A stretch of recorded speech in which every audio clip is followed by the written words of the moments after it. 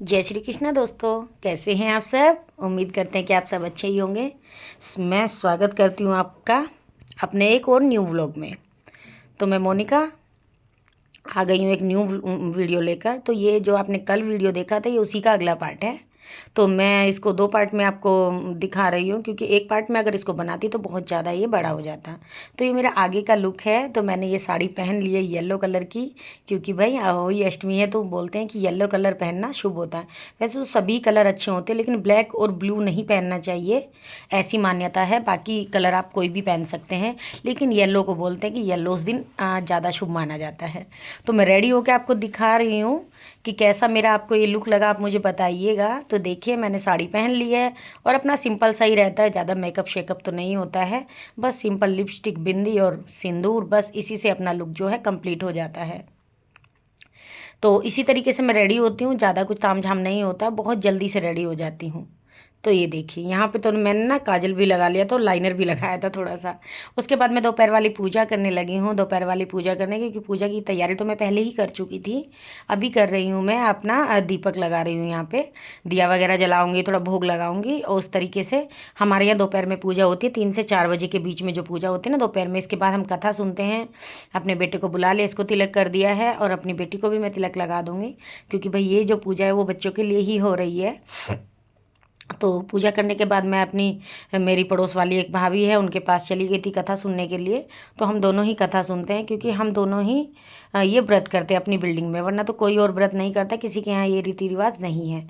तो हमने कथा सुनी, उसके बाद मैं आपको दिखा रही हूँ। कथा सुनने के बाद सुनने से पहले टीका वगैरह जो लगाते हैं वो किया, तिलक लगाते हैं, हाथ में कलावा पहनते हैं, ये सब करना होता है। एक दूसरे को तिलक लगाया हल्दी का, और हल्दी का ही आज के दिन तिलक लगाया जाता है।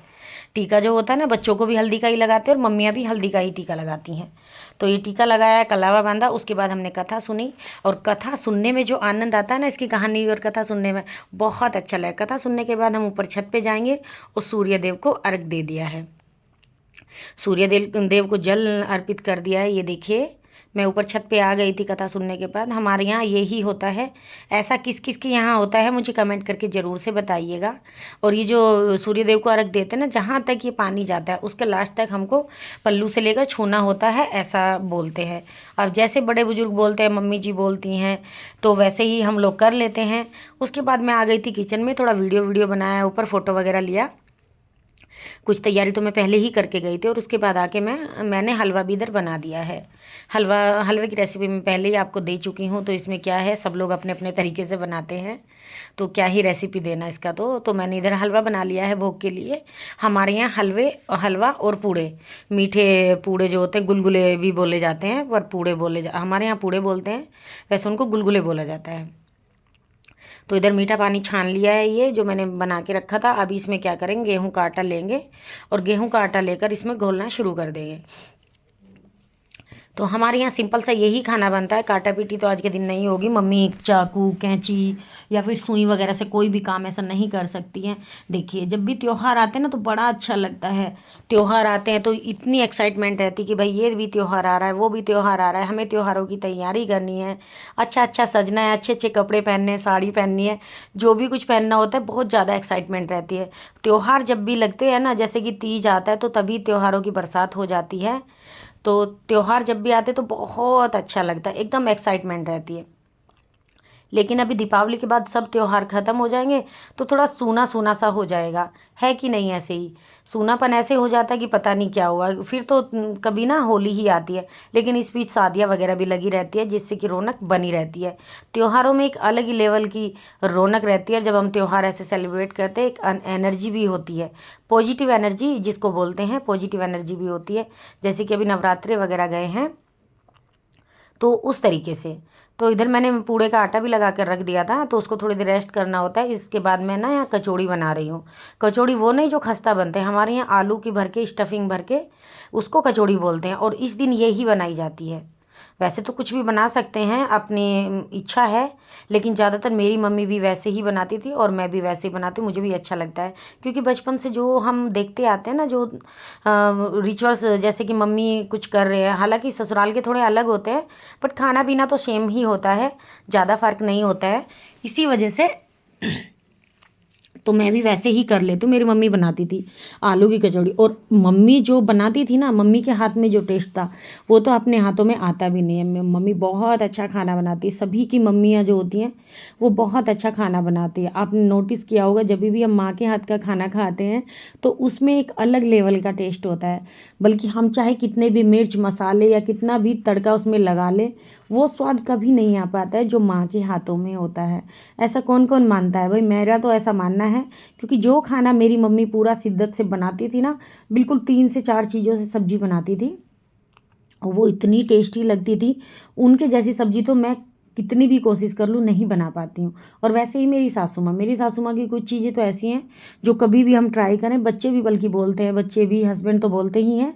मेरा बेटा छोटा है, वो भी बोलता है कि मम्मी आप जो साग बनाते हैं ना वो वाला टेस्ट नहीं आता, जो अम्मा बनाती है वो टेस्ट ज़्यादा आता है। इसकी अम्मा को मैं बोलने लगी कि मम्मी ऐसे बोल रहा है, तो मम्मी खुश हो गई, कह रही हाँ ठीक है, जब तुम लोग आओगे तब मैं साग बना कर तुमको खिला दूँगी। तो बातों बातों मैंने पूड़े भी इधर इधर बना लिए हैं। देखिए छोटे छोटे बॉल साइज़ के इसमें डाल दिए और फिर इसको फ्राई कर लिया। तो लोहे की कढ़ाई में अगर हम कुछ भी चीज़ फ्राई करने वाली बनाते हैं ना, तो उसकी एक बात और है कि वो तेल ना बहुत कम एब्जॉर्ब करती है, अंदर तेल नहीं सोखती है। अगर हम इसको ही एल्यूमिनियम की कढ़ाई में बनाते हैं, हालांकि मैं बनाती हूँ एल्यूमिनियम की कढ़ाई में, लेकिन मैंने ऐसा नोटिस किया है कि कोई भी फ्राई करने वाली जो चीज़ है वो हम इसमें बनाते हैं ना लोहे की कढ़ाई में, तो तेल भी बहुत कम लगता है, बहुत कम सोखती है। आप एक बार ट्राई करके देखना इस तरीके से, और चीज़ें भी बहुत अच्छी बनती है लोहे की कढ़ाई में। पहले तो लोहे की कढ़ाई ही चलती है, बीच में टाइम आया एल्यूमिनियम का। अभी एल्यूमिनियम धीरे धीरे ख़त्म होता जा रहा है, क्योंकि बोलते हैं कि हेल्थ के लिए अच्छा नहीं होता, लेकिन भाई पुराने बर्तन जो है वो कहाँ फेंके जाएंगे, वो तो यूज़ करने ही हैं। अब आ गया है स्टील का चलन, और फिर से कास्ट आयरन जो बर्तन है जो आयरन के होते हैं वो फिर से आ गए हैं ट्रेंड में। तो इधर ले लिया मैंने आलू की स्टफिंग, आलू प्लेन ही आलू, आज लहसुन प्याज का यूज़ नहीं होता है।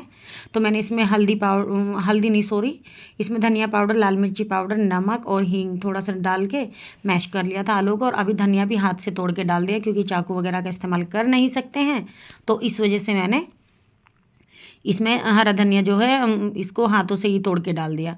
और इधर बेटा मेरा आ गया है, उसको लगी है भूख, बोल रहा है मम्मी भूख लगी है जल्दी से बना दो। मैं बोली बेटा बना रही हूँ, पूजने के लिए बना देती हूँ, पहले पूजा करने के लिए, उसके बाद तुम लोगों को खाने के लिए दे दूँगी।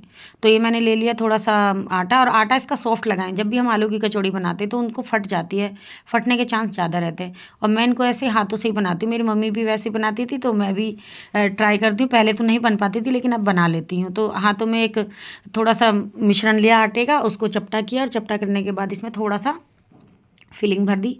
अभी हाथों की ही हेल्प से इसको ऐसे बना लेंगे। इसमें कोई हम बेलन का यूज़ नहीं करेंगे, बेलन नहीं लगाएं, बेलन लगाएंगे तो फट जाते हैं। बेलन से कई बार बना भी लेते हैं, लेकिन हाथों से बनाते हैं ना, इसका तरीका यही है कि आटा भी हमारा सॉफ्ट होना चाहिए। अगर आटा हमारा हार्ड होगा तो फिर हमारा ये बन नहीं पाएगा और ये फट जाएंगे। तो देखिए किस तरीके से मैं बना रही हूँ, पूरा हाथों की हेल्प से मैंने इसको बना लिया है, देखिए। और बना के इसको साइड रखती जाऊँगी। मैं 4-5 पहले बना लूँगी, फिर धीरे धीरे सेकती जाऊँगी, फिर अच्छा रहता है, आसानी हो जाती है। वरना तो क्या होता है, इसमें बनाने में थोड़ा टाइम लगता है, और जब हम इसको बनाते हैं तो क्या होता है कि तेल इधर जल जाता है। इसलिए मैंने कढ़ाई ना बंद कर दी थी, कि थोड़ा देर इसको बंद कर देती हूँ, जब तक इनको मैं बना के रख लेती हूँ। और इसका एक ये भी तरीका कि इसको अच्छे से लॉक होना चाहिए। और बेटियों का यही फ़ायदा होता है कि आज मेरी बेटी ने मेरी बहुत हेल्प की। उसने कैंची से मिर्ची काट दी और टमाटर भी मुझे कट करके दे दिया, बस इतनी ही हेल्प बहुत है।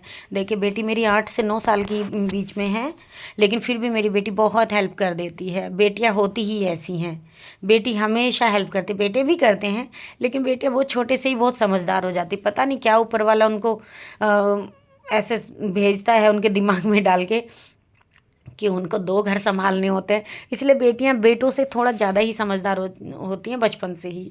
बेटे थोड़े बड़े होने के बाद होते हैं, उनकी जिम्मेदारी, उनके कंधों पर भी जिम्मेदारियाँ आती है, लेकिन बेटियां जो है वो बचपन से ही समझदार है। बेटे होते हैं जो, वो बचपन में थोड़े से नोटी, थोड़े से शरारती हो, जैसे मेरा सार्थक है ना वैसे। तो सबके बच्चे वैसे ही होते हैं, नोटी और शरारती। तो ये देखिए इधर तेल गरम हो गया था और मैं इनको बनाने लगी हूँ। इसमें डाल दिया मैंने, और हल्का सा धीमी आंच पे इसको पहले सेकेंगे, उसके बाद फ्लेम थोड़ा सा मीडियम रखेंगे। और ये देखिए आप बता ही नहीं पाओगे कि मैंने इसमें आलू की स्टफिंग भरी, इतनी फूली फूली हमारी कचौड़ियाँ बनी हैं। आप देख सकते हैं कितनी अच्छी सी खस्ता। अगर ऊपर से देखोगे तो लग रहा है कि ये आलू की कचौड़ी नहीं है, सिंपल पूड़ी हैं, लेकिन मैंने आलू की बनाई है। ये बहुत अच्छी, बहुत टेस्टी बनकर रेडी हुई है, और स्वाद भी एकदम लाजवाब, तो बहुत टेस्टी बनी थी। तो सारी ही मैंने कचौड़ियाँ बनाकर रेडी कर ली है। ये अहोई अष्टमी स्पेशल खाना है हमारा। भाई देखे, हमारे लिए तो यही स्पेशल है। कुछ लोग बोलते हैं इसमें क्या स्पेशल है, भाई हमारे यहाँ तो यही स्पेशल होता है, क्योंकि ये चीज़ें हम रोज़ रोज़ नहीं बनाते हैं, ये त्योहार के टाइम पे ही बनाई जाती हैं। डेली तो कौन ही बनाता है तो और कौन ही खाता है, लेकिन इस तरीके से त्यौहार के टाइम पे ये बन जाती है। और साथ के साथ मैंने किचन भी क्लीन करते चलते और बर्तन खाली करते, वरना तो क्या होता है फिर बाद में बर्तन बहुत सारे हो जाते हैं, जो कि मुझे देख के ना एकदम चक्कर आने लगता है। ज़्यादा बर्तन मैं नहीं कर पाती हूँ। मैं क्या करती हूँ, धीरे धीरे थोड़े थोड़े बर्तन कर लेती हूँ। जब एक जगह बैठ के बर्तन हम साफ़ करते हैं ना, जब पहले गाँव में जो साफ़ करते थे बर्तन भाई आंगन में बैठ के, तो तब ज़्यादा बर्तन कर पाते। लेकिन खड़े होने के बाद क्या होता है, जैसे खड़े होकर हम बेसिन में बर्तन साफ़ करते हैं ना, तो उसमें थक भी जाते हैं। इसीलिए मैं थोड़े थोड़े बर्तन साफ़ करती रहती हूँ। इकट्ठा करके तो तभी मज़ा आता था जब बैठ के आराम से सुकून से बर्तन साफ़ करते हैं। अभी तो सारा काम हो गया खड़े होने के बाद, वरना तो पहले तो बैठ के ही सब लोग काम किया करते थे। इधर मैंने आलू भी अपने बचा के रखे थे, उसमें एक ही साथ बॉयल कर लिए थे। उसके बाद इसमें टमाटर हरी मिर्ची का तड़का लगा दिया है, हींग जीरे का, और इसके बाद इसमें टमाटर डाले। जब टमाटर थोड़े भून गए, बेसिक मसाले हल्दी धनिया मिर्ची ये सब डाल के आलू को इसमें भून लिया, और भूनने के बाद इसमें पानी डाल दिया जितनी मुझे ग्रेवी इसकी रखनी है। तो पानी डालने के बाद देखिए 5 मिनट पका लिया है इसको, और 5 मिनट पकने के बाद आप देख सकते हैं कितनी अच्छी हमारी ये सब्ज़ी बनकर रेडी हो गई है। अभी इसको फाइनल टच दे देते हैं, इसमें डाल देते हैं हरा धनिया, जो कि इसके स्वाद को 4 गुना बढ़ा देगा इस सब्ज़ी का। सब्ज़ी मैंने इसीलिए लास्ट में बनाई थी, पहले मैं हस्बैंड का वेट कर रही थी कि ये आ जाएंगे तो मुझे थोड़ा सा ना जो काटा पीटी का जो काम है टमाटर वगैरह कट करने का वो कट कर देंगे। लेकिन आज अब की बार बोली बेटी नहीं मम्मी इसको तो मैं कर सकती हूँ। तो मुझे बड़ा अच्छा लगा कि ये कर सकती है तो तुम कर दो। तो उसने कर दिया, मुझे बड़ा ही अच्छा लगा, बहुत ज़्यादा मतलब अच्छा लगा कि मेरी बेटी ने इतनी हेल्प की मेरी। बहुत मन खुश होगा कि अरे चलो मेरी बेटी बड़ी हो गई है। बहुत अच्छा लगा जब उसने ऐसा बोला मम्मी ये तो मैं काट सकती हूँ। तो उसने कट करके दे दिया था। इधर अपने भोग की थाली लगा लिया जिसमें रख लिया हलवा पूड़े कचौड़ी आलू की और आलू टमाटर की सिंपल सी सब्जी। चलिए अभी पूजा कर लेते हैं। तो अपनी पूजा करने चल देते हैं। ये शाम के टाइम की पूजा है, जो हमारी तारे को देखकर जब हम व्रत खोलते हैं ना, ऊपर तारे को देख के व्रत खोला जाता है। आसमान में तारे देखेंगे, जल तारे को अर्घ देंगे, अर्घ देने के बाद अपनी पूजा करेंगे। और ये देखिए जो ब्लाउज़ मैंने पहनी हुई है ये मैंने खुद ही स्टिच की है, क्योंकि मैं सिलाई भी कर लेती हूँ थोड़ी बहुत, तो ये मैंने खुद सिलाई की है। आपको मेरी वीडियोस मेरे व्लॉग कैसे लगते हैं आप मुझे कमेंट करके ज़रूर से बताइएगा। अगर आपको मेरे व्लॉग थोड़े भी अच्छे लगते हैं तो लाइक कीजिएगा, शेयर कीजिएगा, कमेंट कीजिएगा, और हाँ चैनल पे नए हैं ना तो सब्सक्राइब ज़रूर कर लीजिएगा अच्छे अच्छे व्लॉग्स देखने के लिए। तो इधर अपनी पूजा कर लिए, पहले भोग लगा देंगे, और भोग लगाने के बाद अपने बच्चों का तिलक कर देंगे। माता रानी सभी के बच्चों की आयु लंबी करे, बच्चों को अच्छे संस्कार मिले, सबके बच्चे कुछ और बने या ना बने, लेकिन सबके बच्चे एक अच्छा इंसान ज़रूर बने, सबकी इज्जत करे और एक अच्छे इंसान बने। ऐसी कामना करते हुए मैं पूजा कर रही हूँ कि भगवान सबको, सभी के बच्चों में अच्छे संस्कार आए, सबकी इज्जत करे, सबको सम्मान दे बच्चों का। बच्चे ऐसे ही मैं कामना कर रही थी कि सबके बच्चे भी ऐसे ही करें और मेरे भी ऐसे ही करें। अपना इधर आरती कर लिया है, और मेरी बेटी ले आई है इधर धूप, ये रख लिया है मोती, क्योंकि मोती ना मैं पहले इसमें पहनाना भूली तो नहीं, पहनाना था, लेकिन इसके जो छेद थे ना वो बहुत छोटे थे, धागा इसमें जा ही नहीं रहा था, इसीलिए सुई आज लगा नहीं सकते। तो मैंने इनकी ऐसे ही पूजा कर लिया। पूजा करने के बाद हमारे यहाँ जो माला इसमें हमने मटके में पहनाई हुई है ना, पूजा करने के बाद इसको पहन के रखना होता है। तो मैंने पूजा करने के बाद ये अपने गले में पहन ली थी।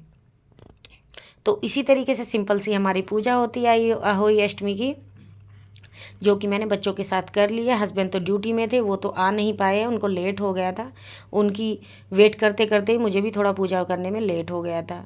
तो इसीलिए मैंने फिर क्या सोचा कि नहीं भाई उनका वेट नहीं करते, पूजा कर लेते। चलिए बाय बाय दोस्तों।